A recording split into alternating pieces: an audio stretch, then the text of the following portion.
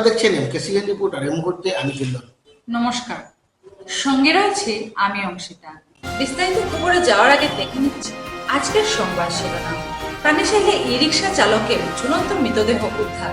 পাথারকান্দিতে অভিযান চালিয়ে 1 quintal 80 KG গাঁজা উদ্ধার। শ্রমিক বিজয় শুক্লবৈদ্যের হত্যাকাণ্ডের প্রতিবাদে পাথারকান্দিতে উত্তেজনা। কালো দিবস পালন শ্রীভূমি বিজেপি। কাছাড়ের ছোট দুধ বাতিলের প্রধান সড়ক থেকে শিবনগর সড়কটি বেহাল।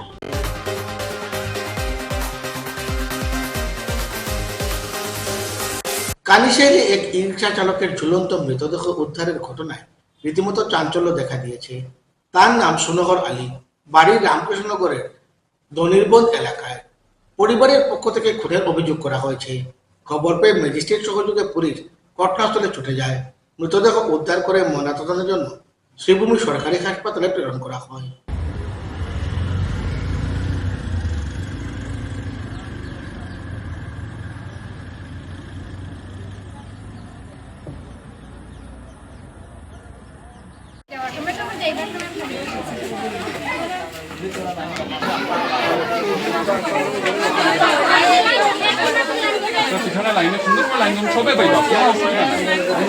টাইম বাড়া থাকে আমরা বাই মাটির বাই সকালে ফোন গেছে আমরা বাড়ি যে অমুক নামে মানুষটা অনেক ফাঁস লাগে মরা তো আমরা হতে আইসি আইয়া তো আর জায়গা পাইছি না আমরা সার হলে অনেক লিয়ে হসপিটাল আইয়া এখন পাইছি তখন অপারেশন করা হয়ে গেছে আমরা লিয়ে যাই।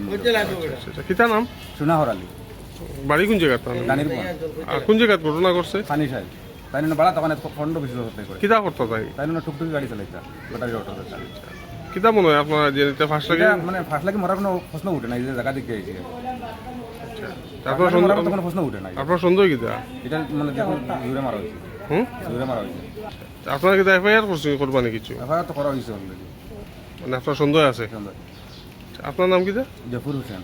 আপনার কিতা তাই? আমার তো ফুফুর ভাই।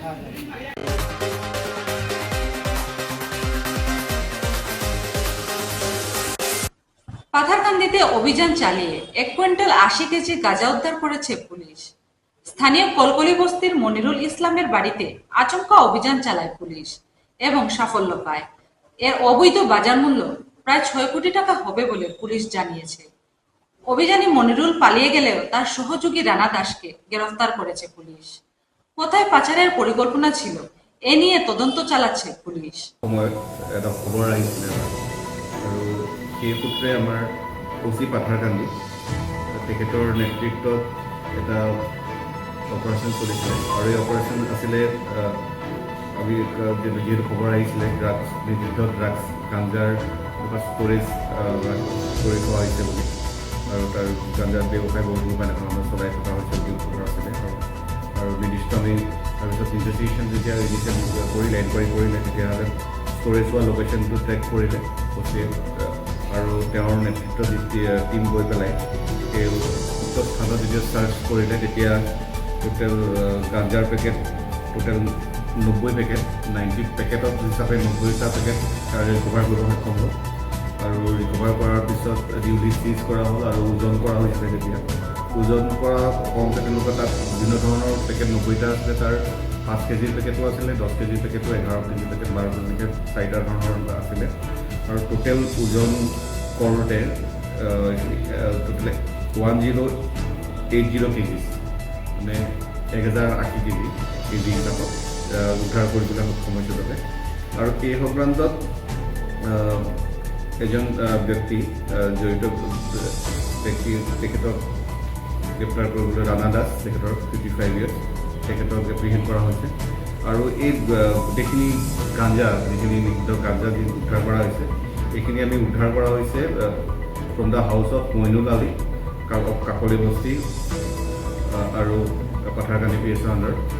আৰু এতিয়া মইনুল আলী তেওঁ পলাতক অৱস্থাত আছে, যিহেতু তেওঁৰ ৰাণা দাসক গ্ৰেপ্তাৰ এপ্ৰিহেণ্ড কৰাৰ সময়তে তেখেতে পলাতক পলাই দিলে, কিন্তু বৰ্তমান তেওঁক ধৰিবৰ কাৰণে আমাৰ পুলিচ টীম লাগি আছে। আৰু লগতে বাকী এই গাঞ্জাখিনি ক'ৰ পৰা আনিছিলে বা ক'ৰ পৰা লৈ গৈছিলে সেইখিনিৰ কাৰণে অধিক অনুসন্ধান আমাৰ ব্যাহত আছে। আৰু বজাৰ মূল্য হিচাপে এই টোটেল যিখিনি জব্দকৃত যিখিনি গাঞ্জা আছে তাৰ মূল্য হ'ব প্ৰায় 5.5 কোটিৰ ওচৰত।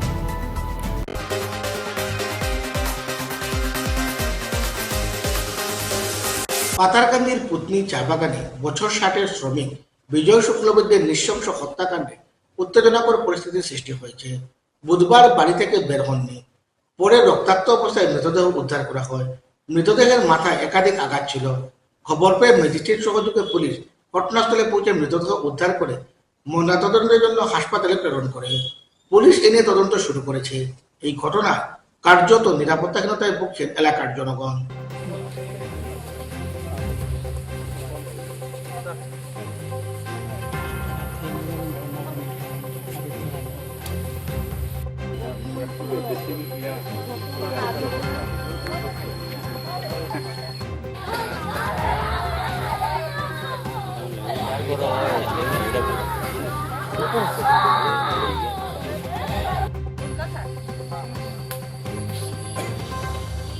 কিবা খাই দিছে নেকি? শিয়ালে খাই দিছে। আমি লোয়াইফা মণ্ডলের সাধারণ সম্পাদক। আজকে সকাল 7:30 কোটিকার সময় পত্নীজীবীর সভানেত্রী মহাশয়া আমাদের মণ্ডল সভানেত্রীর সাথে যোগাযোগ করেন যে পুতনিতে একটা নৃশংস হত্যাকাণ্ড ঘটেছে। আমরা শোনার সঙ্গে সঙ্গে আমরা মণ্ডল কমিটির যারা ছিলেন, বিশেষ করে রাজেন্দা এবং আরও অন্যান্যরা, আমরা সঙ্গে সঙ্গেই ঘটনাস্থলে ছুটে আসি এবং এখানে এসে প্রশাসনকেও দেখতে পাই। আমরা প্রশাসনের কাছে অনুরোধ রাখছি এই নৃশংস হত্যাকাণ্ডের যাতে সঠিক তদন্ত হয় এবং দোষীদেরকে শনাক্ত করে তাদের উপযুক্ত শাস্তির ব্যবস্থা করা হয়। তৎসঙ্গে আমাদের মাননীয় মন্ত্রীর কাছেও আমরা আবেদন রাখছি ওই ফ্যামিলির প্রতি একটু সুনজর দেওয়ার জন্য।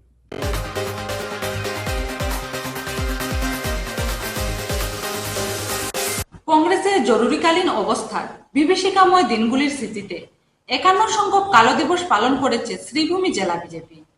জেলা কার্যালয়ে এ সংক্রান্ত সভায় উপস্থিত ছিলেন রাজ্যসভার প্রাক্তন সাংসদ মিশন রঞ্জন দাস, সঞ্জীব বণিক, সুব্রত ভট্টাচার্য, রবীন্দ্রচন্দ্র দেব সহ অন্যান্যরা। প্রদীপ প্রজ্বলনের মাধ্যমে অনুষ্ঠানের সূচনা হয়। 1975 আজকে আমরা যে সভা 25 জুন রাত্রে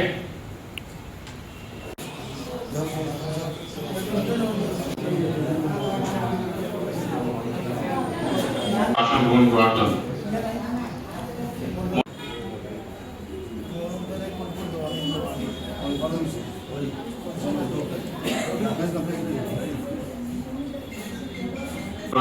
সেই উপলক্ষে আজকের এই সভাতে প্রথমেই প্রারম্ভিক বক্তব্য দেওয়ার জন্য আমাদের জেলা সভাপতি মাননীয় সঞ্জীব বণিক মহাশয়কে অনুরোধ করছি।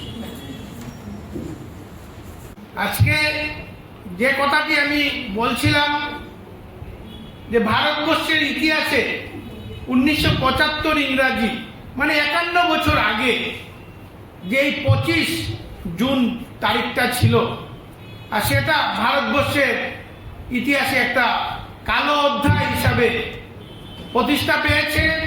কারণ একটাই, তৎকালীন প্রধানমন্ত্রী শ্রীমতী ইন্দিরা গান্ধী মহাশয় আজকের দিনে ইমার্জেন্সি আইন লাগু করেছিলেন।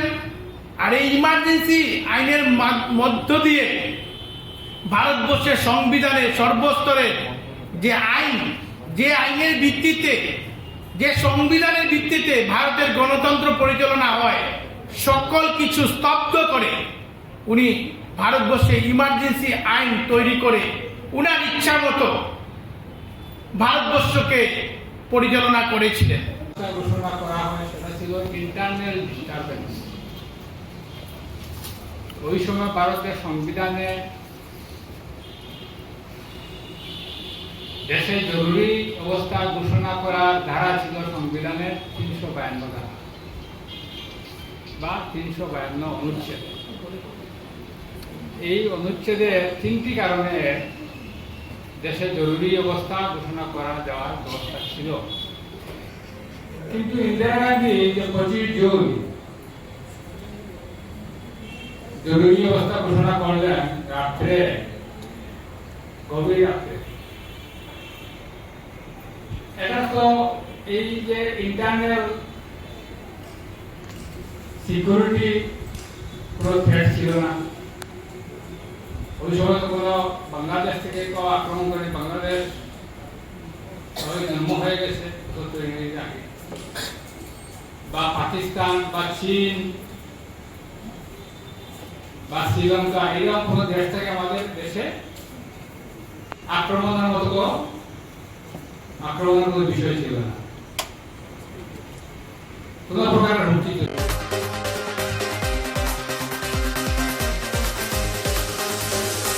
কাচারের ছোট দুধপাতিলের প্রধান সড়ক থেকে শিবনগর যাওয়ার একমাত্র সড়কটি দীর্ঘদিন থেকেই বেকার অবস্থায় চলছে।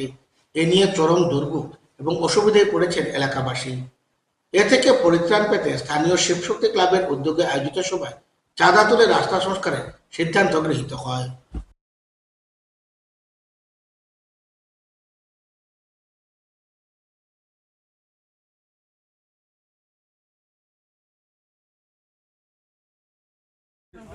পিডাব্লিউডি থেকে যে শিবনগরের যে মেন রাস্তা, সেই মেন রাস্তার মধ্যে যে অবস্থা, আমরা গ্রামবাসী অনেক দুঃখের সহিত এদিকে যাতায়াত করতে লাগে। সেই ব্যাপারে আজকে আমরা একটা যুবশক্তি ক্লাবের ব্যবস্থাপনায় একটা সভা হয়েছে। সেই সভার মধ্যে আমাদের গ্রামের বিভিন্ন মাইমুরবি এবং যুবশক্তি ক্লাবের সদস্যরা এখানে এসে আমরা একটাই সিদ্ধান্ত করেছি যে এই রাস্তাটাকে কীভাবে পুনর্নির্মাণ করা যায় এবং নির্মাণ করতে গিয়ে একটা চাঁদার ব্যাপার, সেই চাঁদার ব্যাপারে গিয়া আমার গ্রামবাসী সবের তরফ থেকে এবং আমার ক্লাবের তরফ থেকে আমরা যে সহযোগিতার মাধ্যমে 1 লক্ষ টাকা একটা বাজেট আমরা তৈরি করছি। আগামী রবিবারে আমরা এখানের মধ্যে একটা কাজ শুরু করব, সেই শুরু করে একটা টেম্পোরারি হিসাবে। আর আমাদের মাননীয় বিধায়ক কিশোরনাথ মহাশয়, উনিও বিগত কিছুদিন আগে আমাদের সন্ন্যাসী বাড়িতে এসেছিলেন। ওনার কাছে আমরা দাবি রেখেছিলাম এই গ্রামের যে রাস্তার এই দুরবস্থাটা উনি সত্যি দেখে গিয়েছেন। আগামী দিনে এই রাস্তাটা কীভাবে পুনর্নির্মাণ করা যায় এবং কীভাবে সুন্দর করা যায়, আমার গ্রামবাসী যাতায়াতের ব্যবস্থা যাতে সঠিকভাবে তা উনি করতে পারেন, সেইগুলো নিয়ে আমি ওনার কাছে দৃষ্টিভঙ্গি রাখার জন্য আবেদন রাখছি। এই রাস্তাটা অনেক দিন ধরিয়া খারাপ অবস্থা আছে। আর এখানের গত বছর আমরা এখানে একটু কাজ করছিলাম, কিন্তু আমরা কোনো ফান্ড পাইছি না পাওয়ার সত্ত্বেও নিজের তরফ থেকে কিছু টাকা দিয়া বা এখানে জনসাধারণ ওইটা কাজ করছে। কিন্তু আজ যে রাস্তার অবস্থা দেখতেছি, এই দেখুন আমার যে মুরগিরা আছে বা স্কুল ছাত্ররা আছে, এখানের মধ্যে যাওয়া আসা খুব অসুবিধা হয়। তো আজকে যুবশক্তি ক্লাবের ব্যবস্থাপনায় এখানে আমরা জেলা পরিষদ বিগত দিনের জেলা পরিষদ বিকাশ চন্দ্র দাস আর এই জিপির বিগত দিনের পঞ্চায়েত ছিল রঞ্জিত দাস এবং এই রঞ্জিত সরকার, আর এই গ্রামের অনেক মুরব্বী মিলিয়ে সেরে বা যুবশক্তি ক্লাবের ব্যবস্থাপনায় এখানে আজকে জিপির প্রত্যেক জনসাধারণ ডাকিয়ে এখানে একটা সভা করা হয়েছে। আর এই সভাতে কিয়া এই রাস্তাটা আমাদের যে ছোটো ছোটো কোচির কাছে বাচ্চারা আছে স্কুলে যে আসা যাওয়ার জন্য, যে দেখা যায় যে বাচ্চারা আজকে স্কুলে জুতা মোজা পরে যেতে হয়, কিন্তু এই রাস্তা আবার পরে জুতা মোজা তৈয়া তারা গিয়া অন্য জায়গায় গিয়া দইয়া তারা স্কুলে যেতে হয়। তো আজকে তারা এই যে ব্যবস্থাপনাটা নিচ্ছে, এখানে গ্রামেতে গিয়া সবাই উঠে সারিয়া একটা চান্দা উঠে নিচ্ছে এই রাস্তাটা মেরামত করার জন্য।